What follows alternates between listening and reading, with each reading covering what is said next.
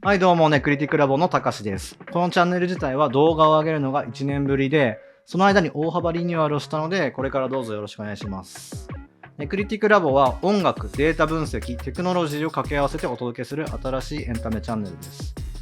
では早速ですが、今回は XG の分析動画です。昨年リリースの最新ミニアルバム、AU が48の国と地域のチャートでランクイン。2025年に開催されるアメリカ最大級のフェス、コーチェラへの出演も決まって、世界で大盛り上がり中のガールズグループである XG を深掘りします。どの国でどれぐらい人気なのかや、日本のアイドル、乃木坂とか NiziU のデータを用いた比較などもしていたり、他の解説チャンネルではやってないような興味深い内容となっていると思うので、ぜひ最後まで楽しんでください。そして今回からネクリティックラボに参加するたくまです。はじめまして、たくまです。僕は音楽知識が人並み以下なので、フラットな目線で視聴者代表的な役割を担っていきたいと思っています。よろしくお願いします。よろしくお願いします。ちなみにたくまは XG のことどれぐらい知ってんの？音楽詳しくない俺でもたまに曲聴くし、なんとなくどんなアーティストかってぐらい、じゃあさ、俺に XG の凄さを布教するつもりで、ちょっと説明してみてよ。いや、一言でまとめられないな。なんかね、ダンスも歌もファッションもやばくて、なんかね、海外で人気あるってことはざっくり知ってんの。まあ確かにね。ただね、俺ぐらいの音楽知識だと、なんかシガニー・ウィーバー、アイコニック、峯岸みなみに続く令和の女坊主ってイメージ。ココナのね、バリカンの。そう。まあね、もう、女坊主の系譜が続いてる。で、今、最先端の女坊主。なるほど。その系譜で見ちゃってんだ。あと PV もバズってたでしょ。まあ確かに。そうだね。だから、俺みたいな人多いんじゃないかな。まあそうかもしれない。でもXG のさ、説明って結構バチッと言えない人って多いと思うんだよね。いや、多いと思う。なんか熱量はめっちゃあるんだけど、うまく伝えられなくてもどかしいみたいな。そうね。そんな会話めちゃくちゃ渋谷の居酒屋で聞くわ。いや、聞くけど説明できてないの皆さんね。いや、そうなのよ。じゃあ今回の動画を見て、情報きっちり頭に入れれば、最後にはスラスラ言えるようになると思うから。俺も説明できるようになる。もちろん。いいね、面白い。最後ちゃんと言えるようになります。はい。というわけで、じゃあ早速行ってみましょう。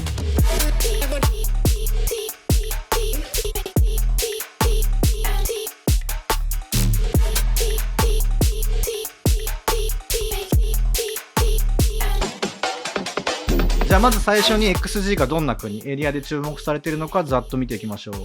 今回 XG 関連のいろんなデータを収集してきていて、各国のツアーのライブ動員数とか、あと Spotify、YouTube、TikTok、インスタとかのデータをAPI とかスクレーピングで取ってきた感じ。なるほど。そうで、完全に正しい数値ではないんだけど、傾向を見るとしては十分かなって。なるほど。そう。で、あとはその XG のファン層、15歳から34歳なんだけど、そこをターゲット人口っていう風な言葉に定義して、各国の市場のボリュームとかを見ていけるようにしてあるから。どの国が盛り上がってんのかは気になる。そう。オッケー。じゃあまず XG のリスナーの傾向ね。はい。XG は海外で売れてるって印象の通り、このデータをざっと見てもらうだけでもその傾向がよくわかると思うんだよね。まず日本のリスナーが 2,3 割っていう状況。なんか一言で世界って言ってたけど、なんか日本以外のボリューム感のやばさなんとなく分かってきたわ。だよね。で、それぞれの国やエリアでまた傾向が全然違うから、各エリアを順番にサクサク見ていきましょうか。OK、行ってみましょう。まず日本から。ターゲット人口、15歳から34歳は約2400万人。で、少子高齢化社会だから、他の国のターゲット人口と比べると、ボリュームは少ないんだけど、世界的に見て日本の音楽市場がまだ元気だから、数字もそれなりに出てる感じなんだよね。YouTube の月間再生回数も、インスタフォロワー数も、他の国よりも圧倒的に多いんだよね。さらにライブは累計 8.9 万人動員していて、ここもツアー開催国の中で一番多い。すげえ。これ今年の追加公演も入れちゃってんだけど。なるほどね。で、ここに関しては、なんか日本ってやっぱ推し活文化だからさ、物販とかもめちゃくちゃ売れるのよ。それイメージあるわ。そうなんかそれが結構世界的にちょっと稀で、世界の音楽消費がストリーミングに移行してきて、日本ももちろん同じようにストリーミングの方に移行してるんだけど、フィジカルセールスの CD だよね。なるほどね。特典付きの高単価の限定版とかさ、そのフィジカルセールスがまだ半分以上の割合を占める唯一の市場なんだよね。珍しいんだね、世界的に見て。そうなんですよ。ライブのみもアリーナもこんだけ埋めれるのってすでに結構売れてる感じじゃん。確かにね、例えば日本の他のアイドルと YouTube の月間視聴数を比べるとこんな感じなんだよね。デビューして2年だよね。うん。あ、それにしては乃木坂相手なかなか頑張ってらっしゃるじゃん。まあそうか。うんまあそうだよね。そうだようんね。頑張ってるよね。2乃木坂年でこの位置っていう感じだと。うん。でもなんですよ。これ日本も含めた世界全体の再生数で見ると、こんな感じになってます。マックス時は XG が4倍ぐらいついてるよね、差が。うわ、おい、待って、もうすでに力関係乃木坂が XG をだいぶしたってこと？もうこっから先聞くの怖えわ。そうおい、なんだよ。乃木坂だぞ、お前。こう世界を感じるでしょ。こう見るとおおって思うんだけどさ、まあ俺的には今の海外人気を考えると若干日本では伸び悩みは感じてんだよね。あ、そうなんだ。先にデータ見ておいて、それはなんか性格悪いよ。いや、マジで。そう、まあでもそうなのよ。でなんかそのビルボードジャパンの2024年の総合チャート、アーティスト100ってランキングがあるんだけど、そこでまだ XG って62っていう結果なんだよね。それ結構案外低いね。そう、その辺はこう日本に関しては、海外音楽への興味度が低いっていうデータもあるからね。そうなんだ。2023年のデータなんだけど、フィリピンでは 95% のリスナーが海外の音楽に触れてて、シンガポールでも 74%、でも一方でこう日本ではその海外の音楽への関心度っていうところが 57% とどまってるっていう、かなり低いね。そんな調査結果もあるらしくて、でなんか日本は国内音楽の進化が独特だから、そういう消費傾向になるのかもっていうふうに考えられてる。なるほどね。特に Z 世代はその傾向が強くて、日本の Z 世代って他の国の音楽を聴く可能性が日本の平均の 57% よりもさらに 27% 低いっていう結果もあるらしい。低いね。そうなんだよね。だからこの世代ってさ XG のターゲットドンピシャじゃん。そうだね。国内消費激強なのと、言語や文化の違いからこういう伸び悩みが起きてるのかもね。なるほど。さっきフィリピンとかシンガポールが海外の曲結構聴くって話あったけどさ、じゃあ東南アジアはどうなの？東南アジアは、その音楽市場規模でいうと、日本の8分の1なんだけど、ターゲットの人口ってめちゃくちゃ多いんだよね。だからこうバイラルを伸ばしてるエリアっていう感じかな。なるほど。人口が多い分ストリーミングとか、SNS のインパクトが結構強くなって、こうグローバル人気に貢献してる感じ。なるほど。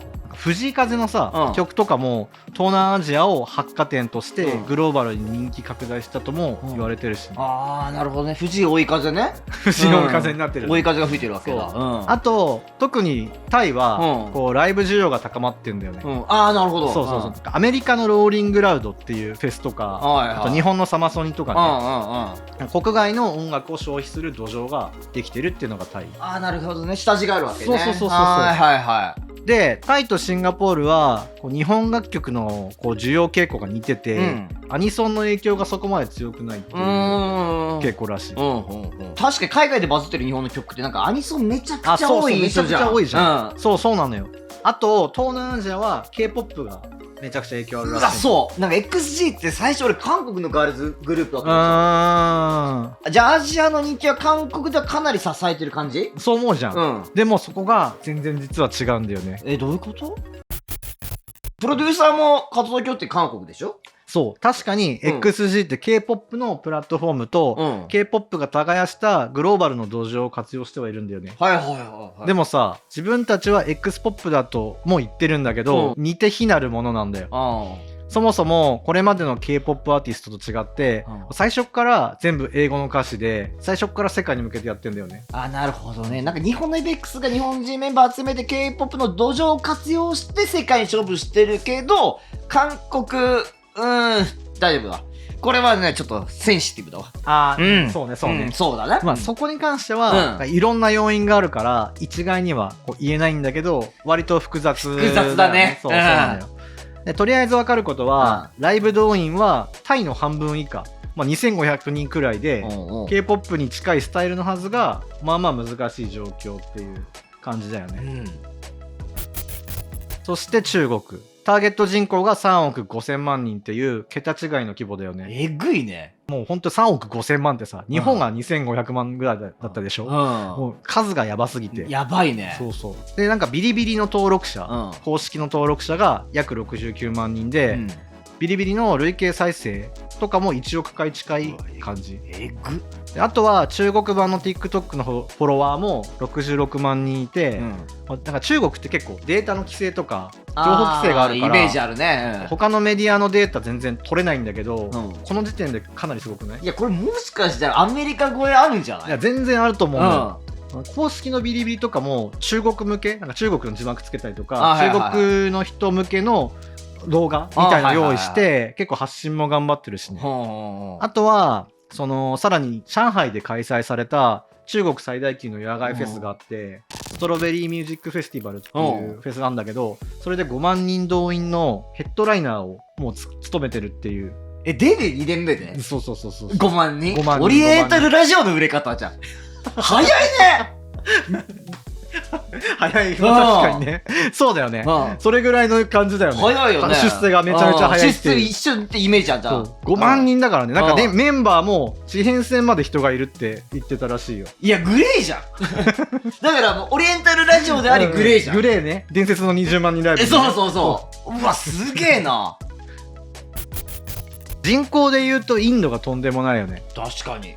さっき中国3億5千万だったけど、ターゲット人口が約5億人っていう本当異次元のボリュームマジでそうライブは一度も開催されてないんだけど、YouTube の月間視聴数が約136万回あるし、インスタもフォロワーそこそこ伸びてる感じ、でなんかインドは音楽消費が、ストリーミング中心でライブ文化がまだ根付いてないのが課題なんだけど、ね、そうだね、このデータ見るとね。そうなんだよ、でもこうアメリカの世界的ロックフェスのさ、ロラパルーザとかがアジアで初めてインドで開催したりとか、年々フェス需要っていうのが高まってきてる流れもあるから、そこの出演が取れればさらに人気が加速するっていう風に考えてるけど、インドのフェスもシェフェス見えそうだね。そうだね、インド人口多いから人口多いからね。なるほどね、でその動画ストリーミング好きが多いし、若年層もめちゃくちゃ多いんですインドは、だから伸びしろはめちゃくちゃえぐいよね。これでライブもどんどん人入ってきたらストリーミングだけじゃなく人口も多いからってことか。そうなるほど。はいはいはい。インドです。あとはヨーロッパ。音楽全体の市場規模としては大きいんだよね。そうだね。イギリス、ドイツ、フランスが主要国で、それ合わせるとアメリカと同じぐらいのボリュームになるから。そっか、合わせたらね。そう。ストリーミングも SNS もそんなに伸びてないんだけど、その割にはツアーの動員は結構いい感じなのよ。なるほどね。市場規模考えるともっといけそうな気するけどね。そうなんだよね、こうヨーロッパもめちゃくちゃフェス文化だからさ、イメージある。その辺の大規模フェスの出演で認知を上げる戦略もあるんじゃないかなっていう。コーチェラを主催してるところが、ロンドンでもフェスやってて、オールポイントイーストフェスティバルっていうのをやってんだよね最近。すげえ言いづらい。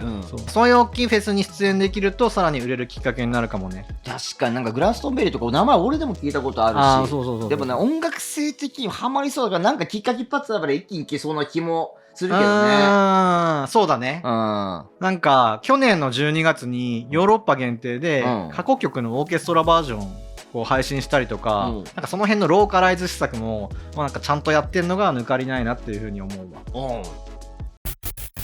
残すはアメリカ大陸だけど、まずは南米から、特にブラジルが結構盛り上がってるの分かる？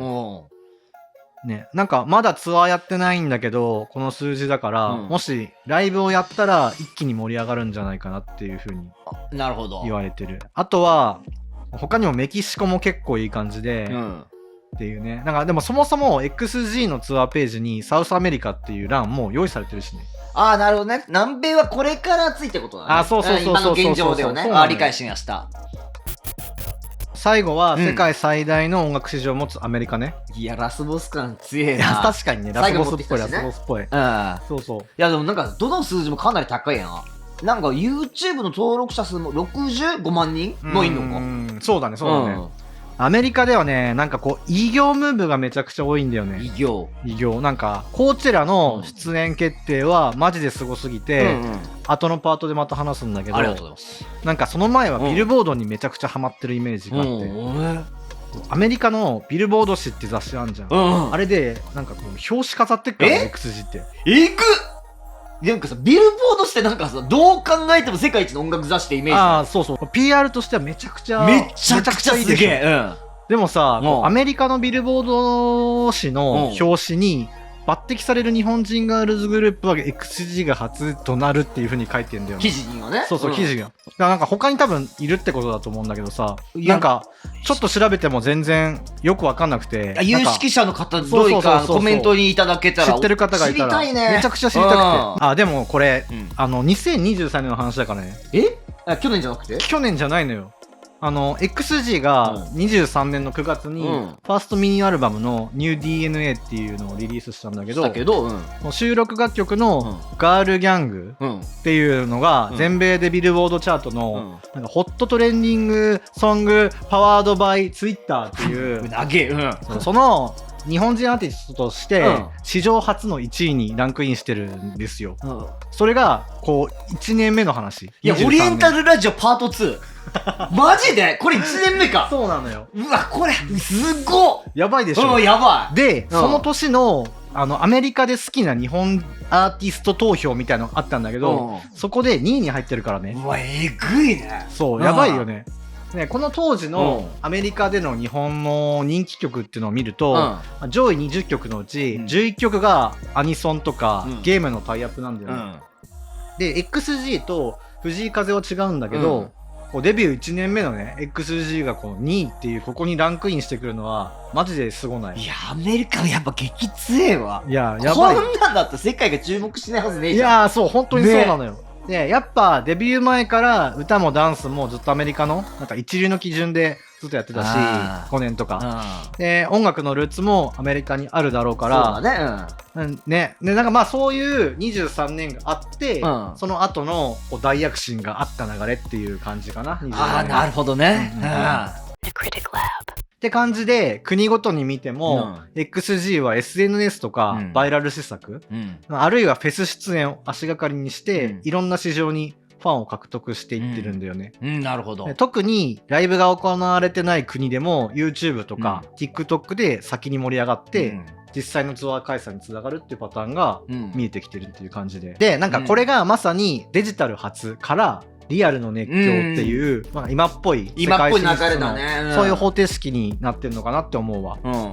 で、なんかそのアメリカではね、こうコーチェラの効果が控えてるし、南米やヨーロッパはフェス戦略次第で一気に跳ねそうだし、こうインドなんかは、うんまあ、めちゃくちゃ大規模、超巨大ね、その市場がやばいでしょ。ねそれゆえにバイラル世代の金の鉱脈だよね。うん、鉱脈だね。うん、で、うん今後そうした各エリアのバズがさらに広がれば、うんこうライブ開催の機会とかフェスへのね、うんこうヘッドライナー抜擢なんかもどんどん増えていくはずだし、うんいよいよここからが XG がうんどう世界を巻き込んでいくかの、まあ、本番なのかなって思うわ。いや、確かにね、うんなんかね、SNS のバズ、なんかリアルライブ、さらに大きいフェイス出演して、で、うん流れがもうなんか出来上がってるって感じじゃん。ああそうだねそうだね。で、世界同時多発的にそれが巻き起こしてるのがえぐいわ。いや、マジえぐすぎるな。いや本当にね。うんでまあなんかここまでが、うん XG がね世界でどういう状況なのかっていうのをこう見ていったパはいートだったんだけど、次のパートでは、他の日本のトップアーティスト